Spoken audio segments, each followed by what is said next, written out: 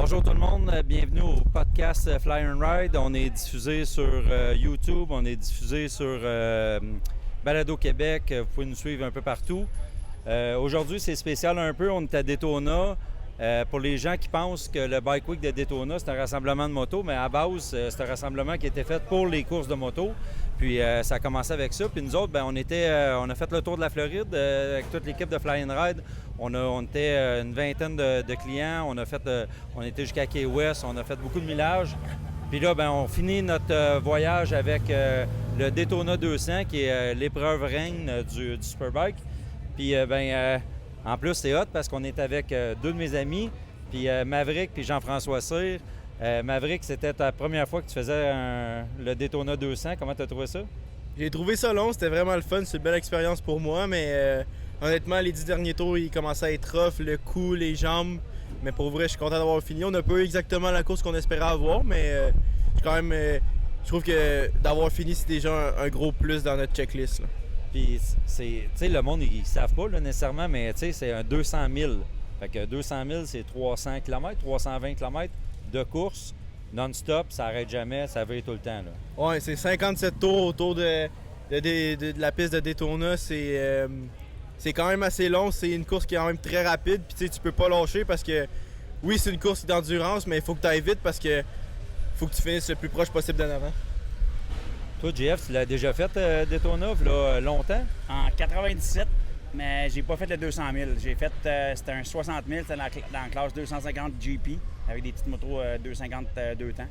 J'ai fait ça en 97. C'est impressionnant parce que là, la track, là, c'est pas juste l'ovale du NASCAR. Il y a un circuit à l'intérieur, mais tu montes quand même sur le banking. Ça fait quoi comme feeling la première fois que tu as fait ça? Honnêtement, c'est trippant comme feeling. T'as l'impression d'être seul au monde sur cette grosse track-là. C'est immense. Puis d'être penché à 45 degrés quasiment, puis d'être au fond sur un mur d'asphalte, c'est vraiment une expérience que je souhaite à tout le monde de vivre dans leur vie parce que c'est vraiment trippant. Je pense qu'il n'y a pas tout le monde qui est capable de le faire. Hein? Ça ressemble à ça. Moi, je me souviens, au mois d'octobre, il est venu rouler, mais j'ai pas pu venir. Puis la première pratique qu'il a faite, je pense qu'il avait encore son casque sur sa tête, puis il m'a appelé, puis il m'a dit « Papa, c'est malade! » C'est écœurant. Puis là, moi, je le sais parce que là, j'ai regardé la course, là, mais il y a 2 changements, 2 arrêts au puits dans ce temps-là? Oui, c'est ça. Normalement, une course normale, c'est deux arrêts au puits.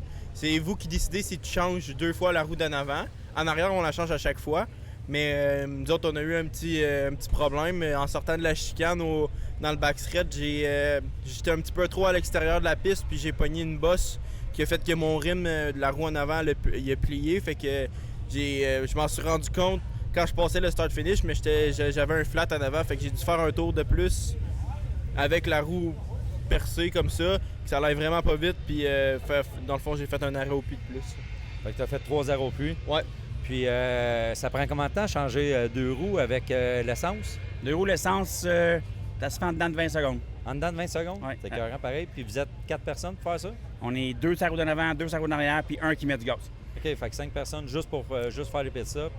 Puis, toi, c'est la première fois que tu faisais des pit-stops en plus? C'est plus compliqué un peu, hein? Ouais, c'était la première fois, savoir où sortir le bike, quoi faire quand tu débarques, parce que, tu sais, c'est une longue course, fait qu'il faut que tu ailles prendre de l'eau, faut que tu parles un peu à tes mécanos, voir qu'est-ce qui se passe avec la moto. Là, j'ai pas eu le temps de le faire, mais puis là, il faut que tu retournes assez vite au bike parce que les gars, ils travaillent vite puis ils font bien leur job. Fait que t'as à peine 20 secondes pour boire de l'eau, prendre ton souffle, puis faut que tu repartes. Puis Tu repars tout de suite. un autre 19 tours. Y a-t-il une place sur la track que ça te permet de te reposer un peu ou...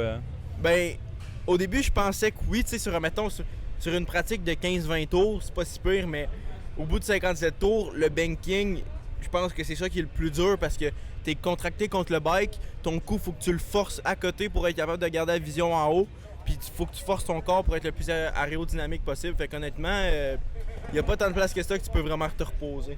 Tu peux pas jamais relaxer. Hein? Pas tant que ça, non. Puis c'est quoi qui travaille le plus? Tes bras, tes jambes? C'est où que t'es... Je te dirais que là, en ce moment, où que j'ai le plus mal, c'est les quads ou les jambes, les trapèzes, puis le cou, puis les pecs. Ah ouais? T'as mal partout, finalement? Ouais, pas mal. Ouais, c'est ça. Le monde, ils te connaissent pas. Tu as gagné le championnat canadien l'année passée en 600 puis en Superbike au Canada, ouais. en amateur. Là, tu montes pro pour ta première saison. Tu utilises une moto Triumph. Il n'y a pas beaucoup de monde qui utilise des Triumph au Canada. Parle-moi de ta saison 2024, comment tu vois ça? La saison 2024, tout dépend du budget, mais moi j'aimerais vraiment ça faire plus de courses aux États-Unis parce que c'est plus là que ça va se passer si je veux essayer de percer dans ce sport-là. Fait que c'est sûr qu'avec la saison que j'ai eue l'année passée, il faudrait essayer de trouver plus de commanditaires et d'être capable de faire plus de courses aux États-Unis. Mais moi, je savais pas, ça coûte de l'argent faire ça? Ça coûte de l'argent. Ça prend un deuxième job pour pouvoir payer ces courses-là. Mettons, l'événement là, de Daytona, ça coûte combien? Mettons, juste venir faire l'événement ici? Pas loin de 15. Pas loin de 15 000? Puis ça, c'est pas de moto, là. Non. Ça, c'est juste pour que ça prend. C'est les pièces spécifiques pour la moto, pour Daytona, pour le changement de pneus rapide, pour le gaz rapide. Tu sais, ça coûte pas mal ces pièces. C'est des pièces spécifiques, fait que c'est pas... t'achètes pas ça n'importe où, là. C'est fait sur mesure, fait que ça a coûté comme pas mal cher. C'est sûr que l'année prochaine, si on revient, ben on parle... Ouais, c'est un bike week, hein? On t'a Daytona? C'est un bike week! Fait que, tu sais, monter la moto comme elle était là, c'est peut-être le tiers du budget. Fait que peut-être, je dirais, à 10 000 12 000 pour l'événement ici. Juste venir faire l'événement. Ouais. Puis une saison complète, mettons, ta course au Canada, c'est 6 courses maintenant au Canada? Oui. Ça ressemble à quoi le prix d'une saison? 30. 30 000? 30 000, oui. Ça, c'est pour gagner, mettons. Oui. Ça- Si on le met à 5 000 par fin de semaine à peu près, là. C'est 6 fins de semaine, 30 000. Ça comprend, mettons, les refresh de moteur, les mécanos qui vont faire le moteur. Puis, c'est pas nécessairement exactement 5 000 par week-end. C'est des pins qui sont un petit peu moins loin, fait que c'est moins dispendieux, moins de transport. Mais grosso modo, là, si on y va à 5 000 par week-end, c'est pas... j'en mets pas trop, là. Puis ça c'est tout le temps sans compter l'achat de la moto, là. Exactement. Parce que monter une moto, ça coûte. Si tu pars de la moto, flambe en neuve que tu achètes, qui sont rendus pas loin de 16-17 000, un 600 maintenant, tu rajoutes un 35 dessus, 30-35 dessus, là. C'est fou, hein? Moto à 50 000. Puis toi, t'as quel âge? Moi j'ai 18. Fait qu'à 18 ans, moto à 50 000, t'as pas de trouble avec ça? Ça va bien? Il n'y a pas de stress. Ouais, pas de stress, ça va bien? Ben c'est sûr que je reste conscient de combien que ça coûte. Puis je suis vraiment en anglais je dirais grateful avec mon père parce qu'il me fait vivre tout ça. Mais comme je reste conscient que ça coûte cher puis que faut que je sois reconnaissant par rapport à tout ça. Oui, bien c'est sûr. Tu donnes une bonne chance. Je sais que ton grand-père l'a fait pour ton père, fait que ton père l'a refait pour toi, fait que c'est quand même bien. C'est de génération en génération. Il y a 3 générations de road racer chez vous. C'est quand même pas pire, ça. C'est quand même un petit flow aussi. Ouais, c'est quand même pas pire. On est la première 3 générations au Canada à courser en pro. Fait que pour vrai, moi je trouve que c'est hot. À chaque fois que je cours, je pense à mon grand-père puis je trouve que c'est un beau tribute que j'ai fait à lui. Oui, quand même très bien, c'est sûr. Là, course au Canada, tu me dis championnat, on va faire ça. Tu veux peut-être faire une coupe de course aux États. Ça veut dire qu'ici au Canada, ça coûtait 30 000 pour faire la saison. Aux États, ça va coûter cher. Tu fais quoi avec les commanditaires? Il faut en trouver parce qu'à un moment donné, oui, on est capable de faire de l'argent, mais à un moment donné, on n'a pas les poches sans fin. Puis tu sais, c'est sûr qu'aux États-Unis, ça coûte plus cher parce que premièrement, c'est plus loin. Les inscriptions, c'est fou comment aux États-Unis, tu sais, ça te prend tes licences FIM, puis ça te prend tout plein de licences. Puis juste pour venir ici, je pense que ça a coûté 3 000 $ d'inscription. Au Canada, c'est à peu près 1 000 $ par fin de semaine. Fait que c'est sûr qu'aux États-Unis, ça coûte plus cher. Puis les bourses, ça ressemble à quoi? Mettons comme ici, les bourses, ça ressemble à quoi?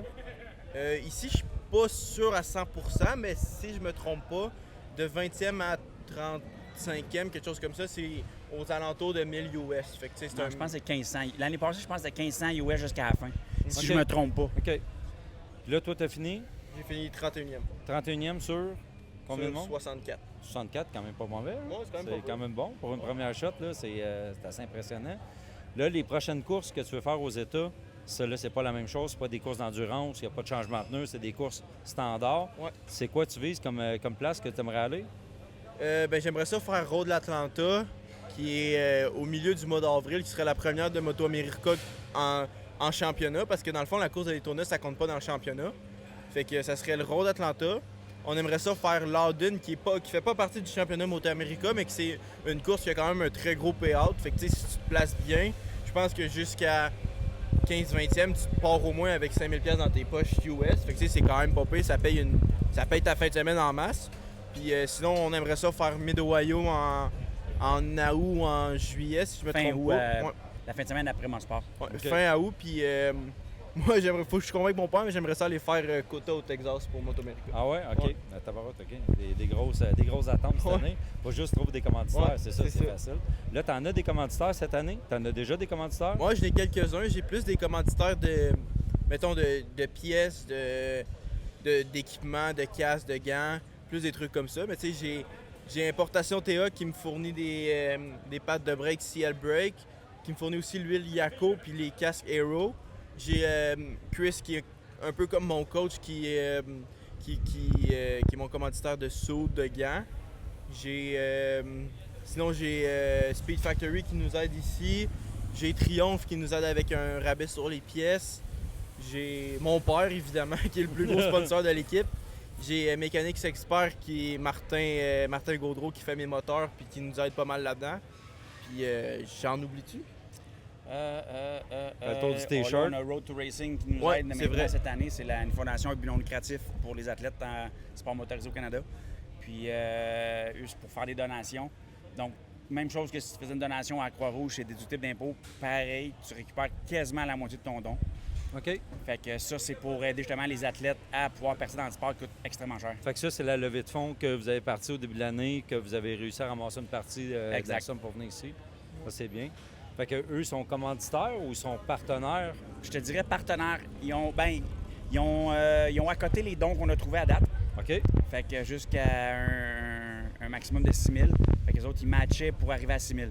OK. Fait qu'on a trouvé 3 000. Les autres, ils ont matché la balance. Fait qu'on a eu un 6 000 pour venir à Daytona. Mais comme je disais tantôt, le budget de Daytona, c'est le double de ça. Fait que, Ouais, c'est tu sais, ça l'a aidé, là. Je m'attendais pas à ce que ce soit gratuit. Tu sais, je travaille, j'ai une deuxième job pour pouvoir payer ces courses-là, pour tu sais, pouvoir les permettre de percer là-dedans. Fait que, mais tu sais, ça aide d'avoir une association comme ça qui nous chapeaute, là. La moto, là, tant que vous avez travaillé dedans, vous avez fait beaucoup d'améliorations pour être capable de la mettre performante, pour être compétitif ici. Ça ressemble à quoi les modifications que tu fais? Modification moteur. C'est sûr, Martin Gaudreau qui a fait une job exceptionnelle avec les moteurs parce que pour Daytona, ça prend une moto, un moteur qui va toffer la run. Fait que, idéalement, il faut le mettre un petit peu moins performant pour qu'il toffe un 200 000 au fond. Fait que c'est ce qu'on a fait c'est pour ici. On a enlevé un peu de compression puis on s'est arrangé pour que le moteur il soit un petit peu plus safe. Puis Martin il a vraiment fait une bonne job. Puis on s'est retrouvé avec 3 forces de plus que le moteur qu'on avait l'année passée. Quand même. Fait que, tu sais, il a fait vraiment une job écœurante. Puis, fait que ça, c'est les modifications moteurs. Il y a des modifications de suspension, l'exhaust, La tank. hein? La tank qu'on a fait. La tank à gaz, pour les Daytona, kits pour, de quick change pouvoir pour faire les les roues, tu sais, des chaînes ultra performantes qui ont pratiquement pas de friction. Mais tu sais, tout ça, des coûts, là. Mais t'as pas le choix. Si tu veux pouvoir performer, c'est un petit peu ici, un petit peu là, un petit peu là. Fait que tu gagnes 1 000 à l'heure de vitesse. Fait que, mais s'il faut t'effacer, t'as pas le choix. Tu sais, le but, c'est d'arriver le premier. Fait que tu fais tout ce que tu peux, là. Hey, mettons qu'on parle de ça, là, arriver premier, parce que tantôt je regardais, tu roulais quand même dans 25, mettons, premier à peu près, puis là, tu as eu ta mésaventure avec ta roue. Tu sais, mettons, s'il n'y avait pas eu cette mésaventure-là, tu aurais fini dans les 25 premiers facilement. Ça prend quoi pour aller en avant plus qu'en avant de ça? Je te À dirais- part du budget, mettons. Je te dirais que ça prend du temps de piste, de l'entraînement physique, mais c'est surtout, tu sais, si tu regardes la différence avec les gars de l'Europe, des États-Unis qui habitent dans ce coin-là du pays, l'affaire c'est qu'eux autres, à l'année, c'est comme l'été pour nous au Québec. Fait que tu sais, ils sont capables de rouler à l'année puis ils arrêtent jamais. Fait que le temps qu'ils passent sur les tracks, que nous autres on passe à pelleter nos balcons, mais c'est là qu'ils sont capables d'aller chercher des secondes. Puis tu sais, c'est de l'expérience, je pense qu'il me manque pas mal. Mais je pense pas que je parle pas juste pour moi, mais côté pilote canadien, je pense pas que c'est du talent qui nous manque, que c'est vraiment plus de l'expérience puis du temps de track. Ça prend bien du temps. Ben, tu sais, moi, je me souviens, quand on allait aux courses dans le temps, il y avait beaucoup de pilotes québécois puis canadiens qui ont été très, très forts aux États-Unis. Tu sais, Miguel, Pascal. Eux autres, ils l'avaient, c'était la même affaire, mais je pense qu'ils se sont exilés puis ont réussi à pratiquer là-bas. C'est quelque chose que tu voudrais faire, toi? Peut-être Ben, habiter aux États-Unis pour pouvoir rouler? C'est sûr que mon but, ça serait ça. C'est sûr que pour, mettons, les prochaines années, je suis pas encore prête, mettons, à déménager au... Ben, je sais pas que je le ferais pas, mais tu sais, je pense pas encore à déménager aux États, mais mon but, ça serait d'être capable de ramasser assez d'argent pour être capable d'aller rouler à l'hiver, soit ici ou en Europe. OK. C'est parce que faire des track days pour s'entraîner, c'est encore là, on veut le faire comme du monde, c'est 1 000 $ par jour, là. Tu sais, d'inscription de pneus, d'essence, d'usure sur la moto. Fait que, si tu calcules tout ça, là, c'est à part du 5 000 par fin de semaine, là, s'il veut pouvoir s'améliorer, puis oui, il s'améliore parce qu'il prend de l'expérience, mais tu t'améliores pas quand tu pratiques pas. Faut que tu pratiques, faut que tu mettes du temps, faut que tu brûles des tailleurs puis tu uses du gaz. Tu brûles du gaz, t'as pas le choix. Là. Tu veux faire ça combien de temps? Parce que moi, je connais ton père depuis à peu près 30 ans, puis ça fait 30 ans qu'il décroche jamais du road race. Je connaissais ton grand-père, il a jamais décroché. Toi, tu vas en faire jusqu'à quand? Je suis pas prêt à décrocher jusqu'à temps que, je te dirais, quand je vais avoir atteint mon pic puis que je serai pas capable de m'améliorer encore et d'aller plus vite, je dis pas que je vais me retirer, mais que je vais prendre ça plus comme un passe-temps que... Tu sais, je considère ça quasiment comme un travail en ce moment. Tu sais, je trouve que j'y vais à fond, je m'entraîne, puis finalement, je me suis pas entraîné assez pour venir ici parce que c'était vraiment rough, mais comme je prends ça vraiment très au sérieux. Fait que, tu sais, jusqu'à temps que j'aille atteindre mon pic, que je pense pas être encore proche de là. OK. Puis, tu sais, l'entraînement, c'est correct, ça fait une partie de la game, mais, tu sais, il y a les blessures. Toi, t'as-tu déjà planté solide? T'es-tu déjà blessé? Je n'ai pogné des bonnes, j'ai été chanceux, je me suis pas fait trop mal. Je me suis cassé une épaule. Quand j'étais plus petit, j'ai eu un accident en moto, je me suis cassé la jambe. Mais sinon, à part des doigts, j'ai pogné une bonne en fin de semaine. J'ai été chanceux de pas me faire mal parce que, dans le fond, j'étais arrivé au coin 1 puis on avait mis des pattes de pratique, des pattes de frein de pratique. Puis finalement, ils ont soit surchauffé ou ils étaient pas de bonne qualité, mettons. Puis j'étais arrivé au coin 1 où tu arrives à 285 km/h, puis le levier de break à côté dans le poignet, pas de frein pantoute, fait que j'ai couché le bicycle parce que sinon je m'en allais direct dans le mur. J'ai été chanceux, je me suis pas fait mal un petit peu à l'épaule juste pour dire que j'étais un peu tendu, mais sinon pour vrai, des gros crashs, j'ai pas eu tant que ça. Ça te fait-tu peur, par exemple, les blessures?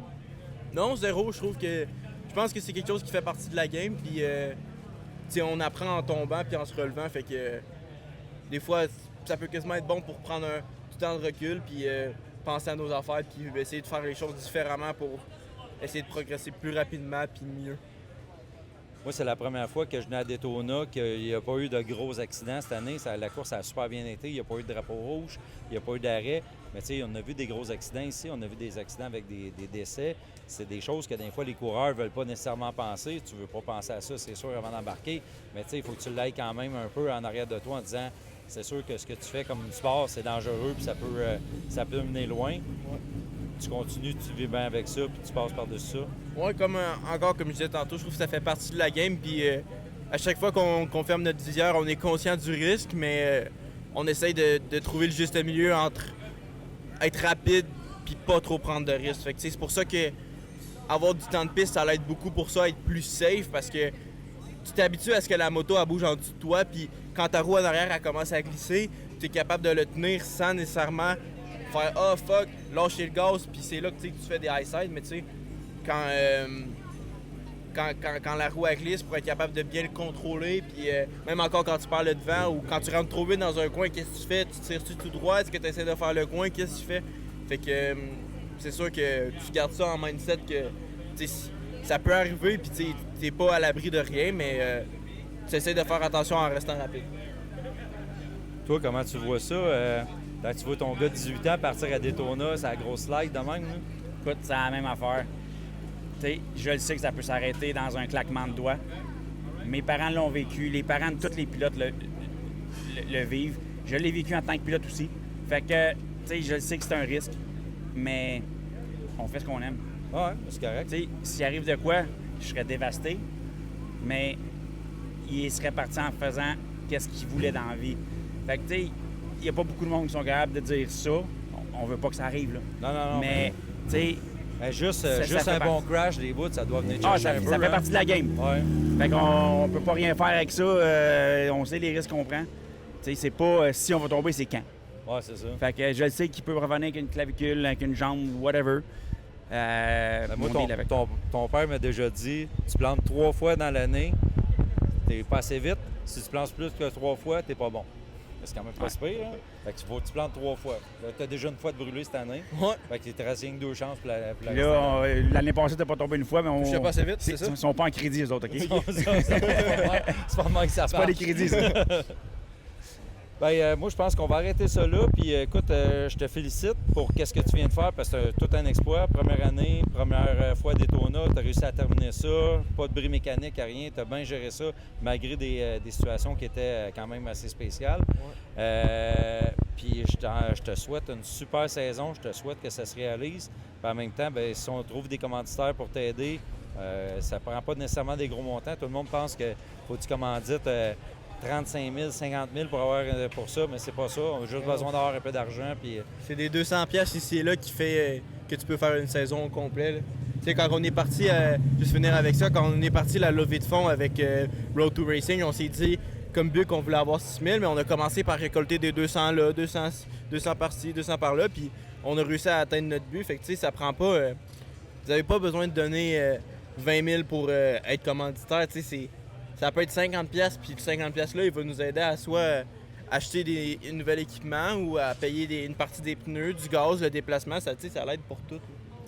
Puis je regarde souvent tes réseaux sociaux, tu es quand même assez actif, tu poses bien du stock, tu es vraiment reconnaissant des commanditaires, fait que ça c'est bien, c'est tout à ton honneur, puis c'est bon pour le monde, on va avoir le goût d'embarquer avec toi, c'est sûr et certain. Fait que on se revoit en avril à Road Atlanta. Direct ça. Ça va être écœurant. On se croise les doigts là-dessus. C'est bon. Merci tout le monde. Merci. Prochaine. Merci.